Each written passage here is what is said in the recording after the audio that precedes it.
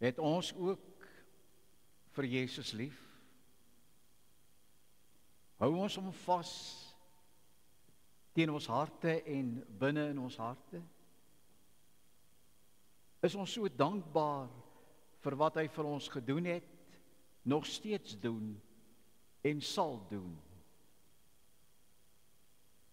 Kom, liewe broer en suster, kom ons sê dan nou vir onsself en vir hom: liewe Jesus, ek het u lief.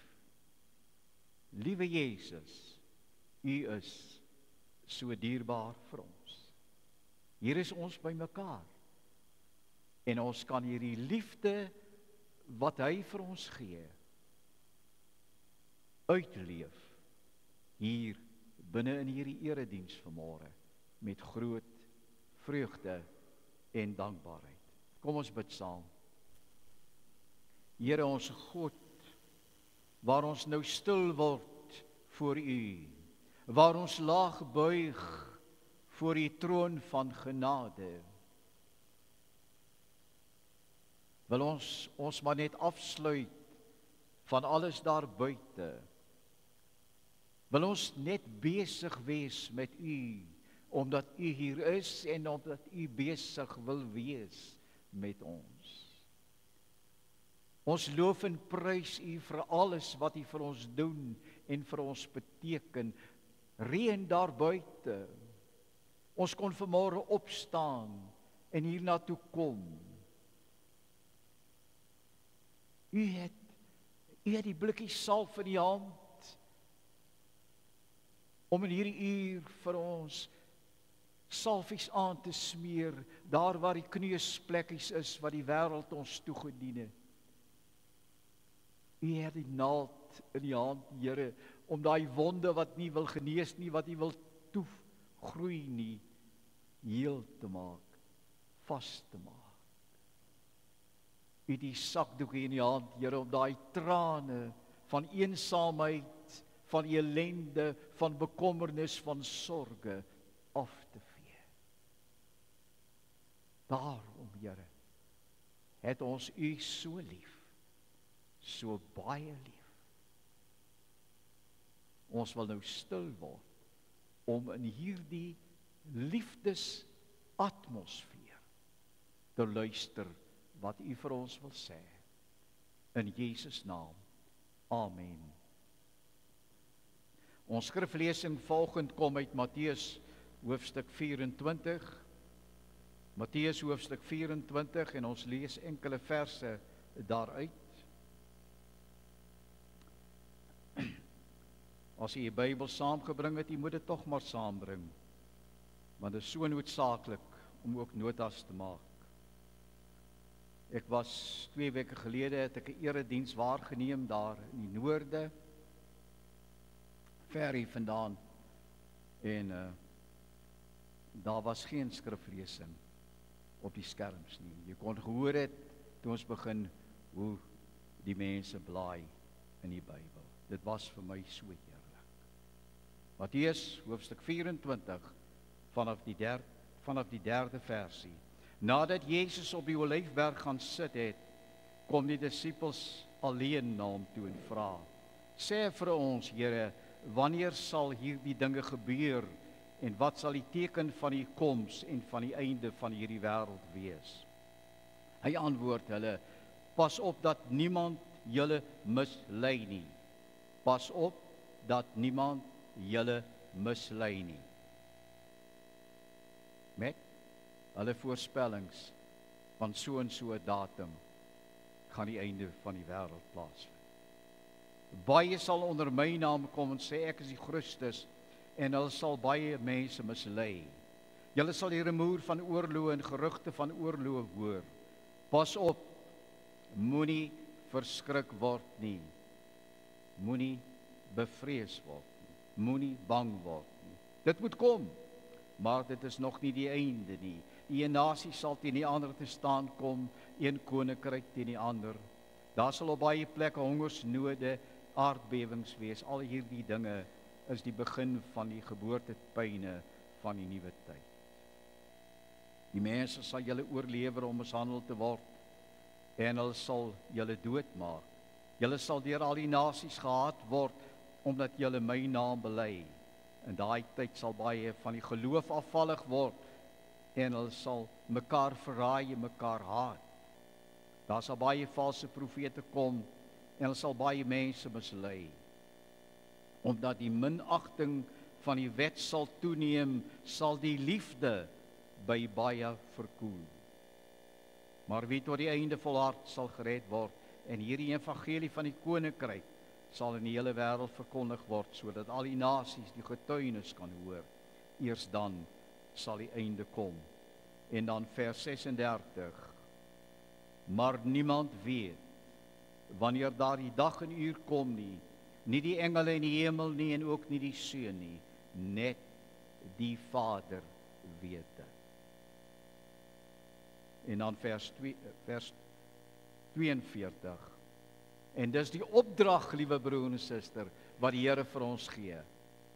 En die opdrag is dit: daarom bly waaksaam. Bly dus waaksaam, sodat julle, omdat julle nie weet wanneer die dag van die Here, van julle Here sal kom.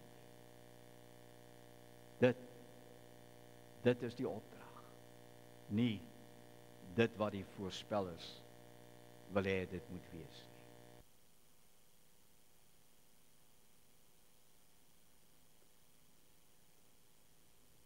As tema vanoggend: niemand weet nie. Bly net waaksaam. Niemand weet nie. Want daar is net een wat weet, ons het dit sopas gelees, en dit is die Here God. En daarom gee hy vir ons 'n opdrag: wees net gereed. Bly net waaksaam.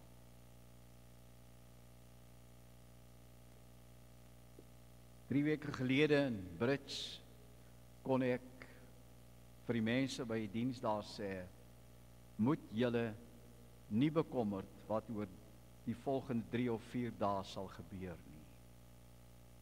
Ja, so 'n week of 2 of 3 gelede moes ons weer verneem dat die einde van die wêreld op 22 en 23 September sou plaasvind. En liewe broers en susters, dit is niks nuuts nie, hierdie tipe van voorspellings nie. Want deur die eeue heen was daar talle en talle eindtydkenners wat die wederkoms met dag en datum voorspel het. En hulle het dit gedoen met groot sekerheid dat dit sal gebeur. Deur die eeue heen is dit vanaf straathoeke verkondig, vanaf verhoë, oor die radio, in die jongste verlede oor die TV. En al hierdie mense wat dit voorspel, is bekende mense. Hulle is invloedryk. Hulle het 'n groot aanhang. En daarom luister so baie mense na hulle en nie na Matteus 24 nie na God nie. Sommige sê, ek het 'n visioen gesien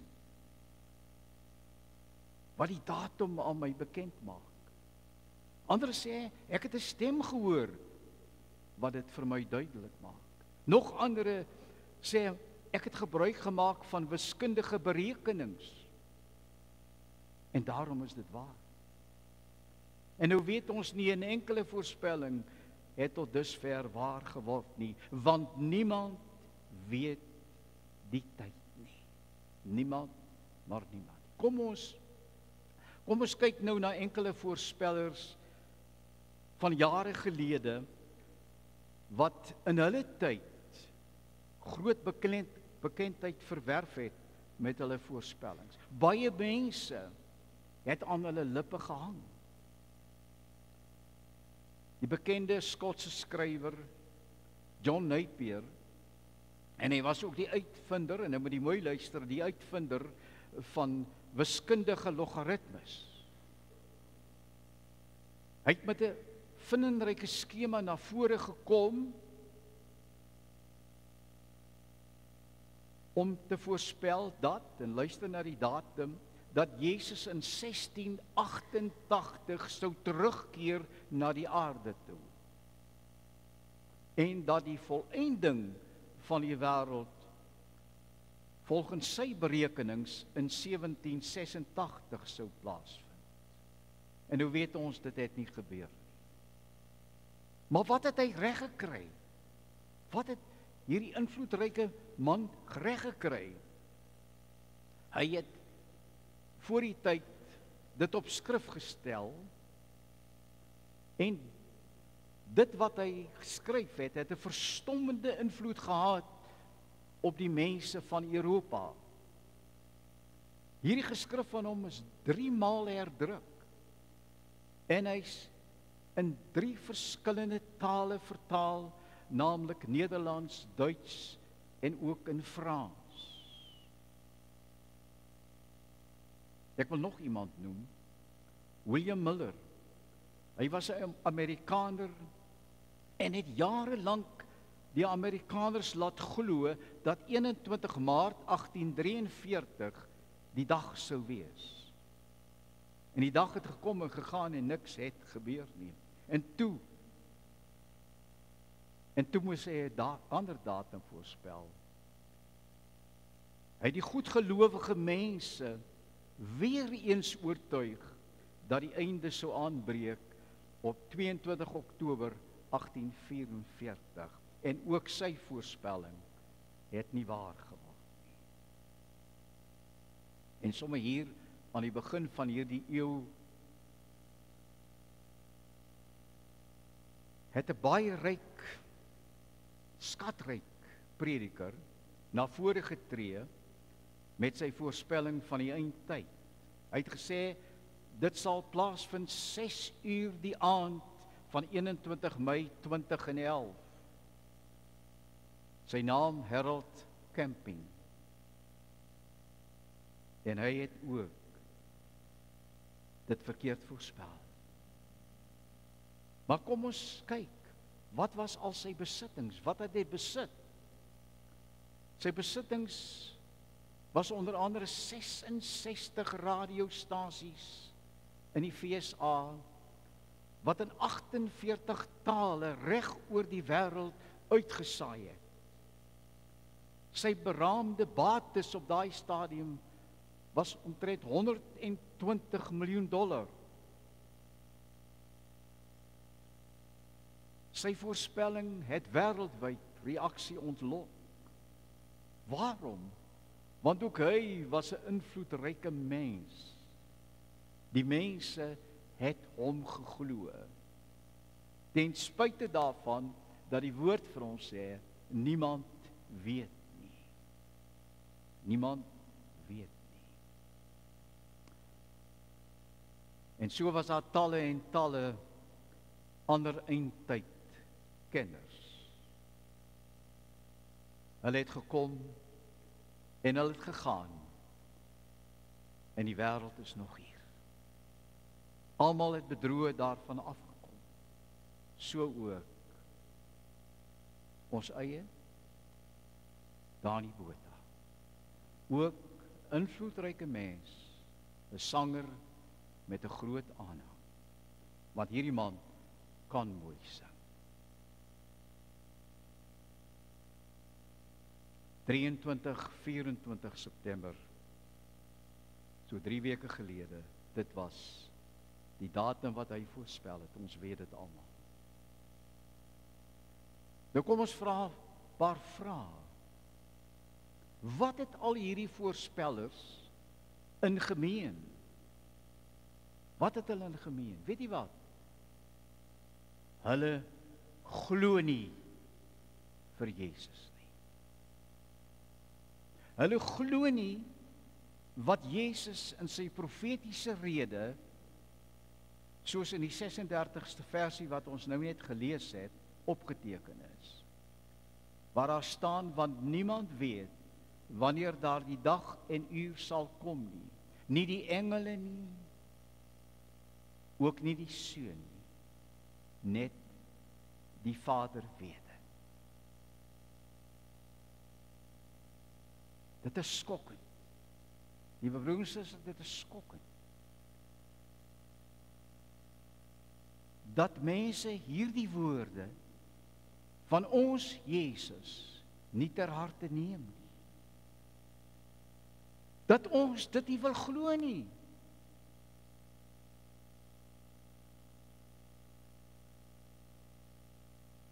Dit is wat hierdie mense in gemeen het. Hulle glo nie vir Jesus Christus nie. En so stel hulle hulself aan in die plek van die almagtige God. Ons kan sê, hulle onttroon God eintlik. En hulle neem sy plek op die troon in. Hoe redeneer hierdie mense dan? Kom ons kyk. Hulle sê, ek het dit en dat gehoor, ek het dit en dat gesien, ek het dit so en so bereken. En as jy vir hulle sê, maar wat sê vers 27 van Matteus 24, naamlik die koms van die Seun van die mens sal wees soos 'n weerligstraal. Niemand sal dit verwag nie, want die tyd en datum word net deur die Here God bepaal. Hoe rym dit met julle voorspellings? Sien nie hoe gevaarlik dit is om jouself as mens in God se plek te stel.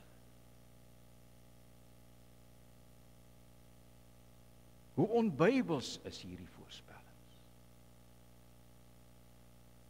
En ek het so lank die afgelope 3 weke geworstel hiermee. Hoe kan 'n mens hom waag om die wederkoms met dag en datum te voorspel? Hoe kan iemand wat sê ek is 'n gelowige, ek ken die Bybel, dit doen? Dit kan mos nie wees nie.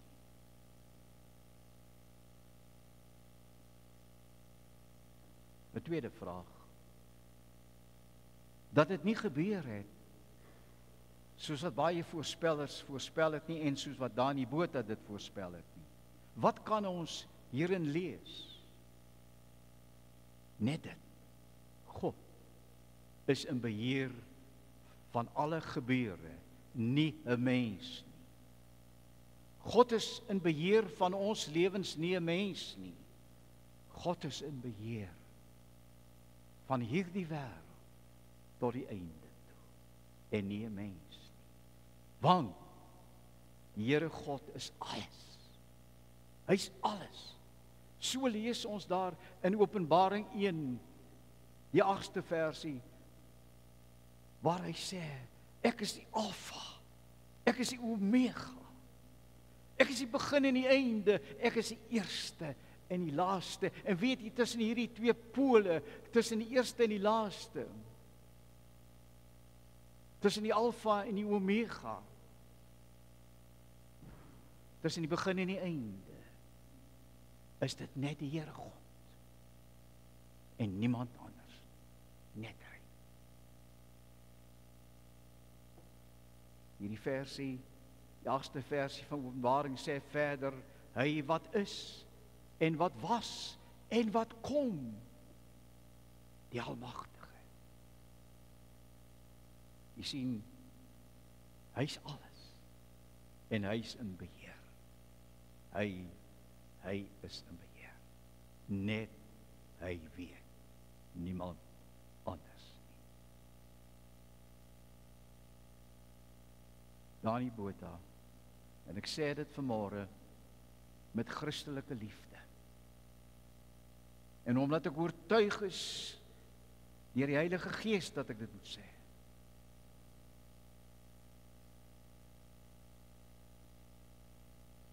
moet begin besef dat die einde van hierdie wêreld eksklusief in die hande van God is en nie van 'n mens nie. Dit is hoe ek die Bybel verstaan. Want hierdie Bybel is die woord van God en die woord van God is die waarheid. En daarom glo ek in hierdie woord en onbeskaamd in die Here God.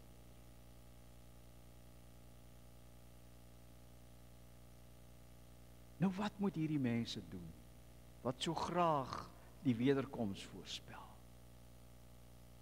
Wat moet hulle doen? Wat moet Dani Botha doen? Hulle moet begin om God se woord reg te lees. Luister nou mooi. Hulle moet begin om God se woord reg te lees. En as hulle dit doen, dan sal hulle die gebeure van die eindtyd ook reg verstaan. Want dit is tog duidelik. Hierdie Bybel, hierdie woord is ons kompas, ons rigsnoer, ons padaanwyser. Al wat die Here God van ons vra, gebruik dit reg. En omdat die dag van sy wederkoms in God se hande is, daarom sê hy vir ons, hou op om sommetjies te maak. Hou op om visioene te sien, om stemme te hoor. Hou daarmee op. Want nêrens in die Bybel vind ek so 'n opdrag dat voorspellers moet daar vore kom om dit te doen nie. Ek vind ook geen wiskundige formule om so 'n voorspelling te maak nie. Want dit is in die hande van ons Here God, nie in ons hande nie. Die besluit berus by hom sonder enige twyfel wanneer dit sal plaasvind. Liewe broer en suster, daardie dag is alleen God se dag en hy weet. Net hy sal bepaal. Daarom is dit vir ons as ou mensies nutteloos, absoluut nutteloos, om dit te probeer bereken of te voorspel. Om dit te doen is verkeerd. Is verkeerd. Dit mag nie wees nie. Dit ruis lynreg in teen die woord van God. Maar nou nog 'n vraag. Wat het hierdie voorspellers eintlik reg gekry? Weet jy wat? Hulle het vrees by baie mense veroorsaak. Vrees het mense beetgepak. Ek dink in die meeste gevalle vrees wat jou menswees en jou nugtere denke skade aan. En nou sit baie mense wat dit geglo het, met onsaglike twyfel, met ongeloof, met onbeantwoorde vrae, en ook met teleurstellings. Want jy sien, hulle glo hierdie mense, omdat hierdie mense nie gewone mense is, maar invloedryk.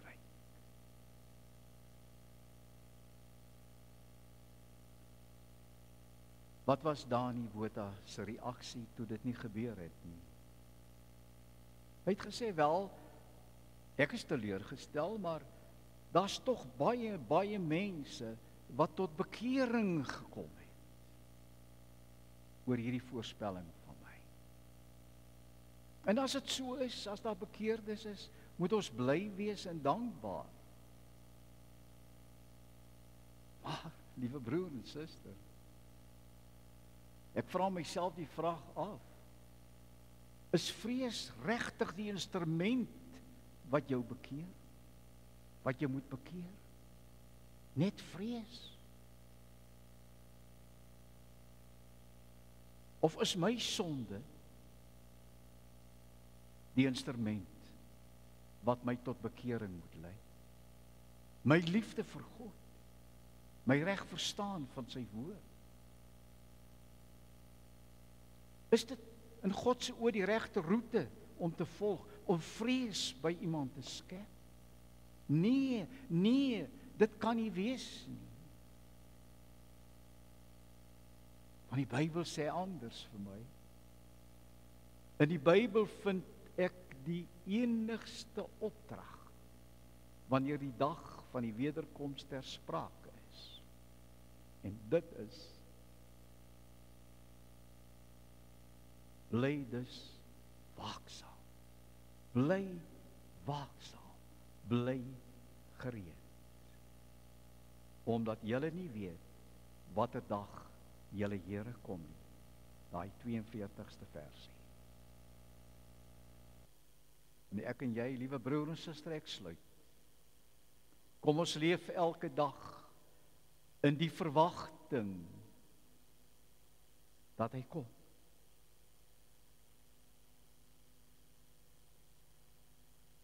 Kom ons doen elke dag met vreugde ons daaglikse arbeid.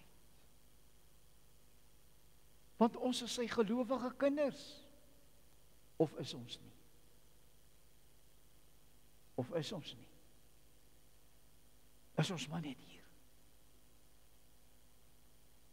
Glo ons net onsself en ander mense en nie vir hom nie. Eer hom, dien hom, buig voor hom, getuig van hom. En nou, my laaste vraagie. Verfoei of lag ons vir Dani Botha? Veroordeel ons hom? My antwoord is: moenie. Moenie dit doen nie. Maar vergewe hom. En al die ander. Bid vir hom. Want hulle het ons gebede so nodig. Bid ook vir hulle wat geglo het in hierdie mense. Bid vir hulle dat hulle sal terugkeer na die waarheid van die woord. Dit is ons Christelike plig om vir hulle te bid, om vir hulle te help, om weer anders te word. Want onthou, soos ons reg van die begin af van hierdie erediens gehoor het, die liefde van Jesus Christus. Hy het vir Dani Botha en vir die ander net so lief soos wat hy vir ons lief het.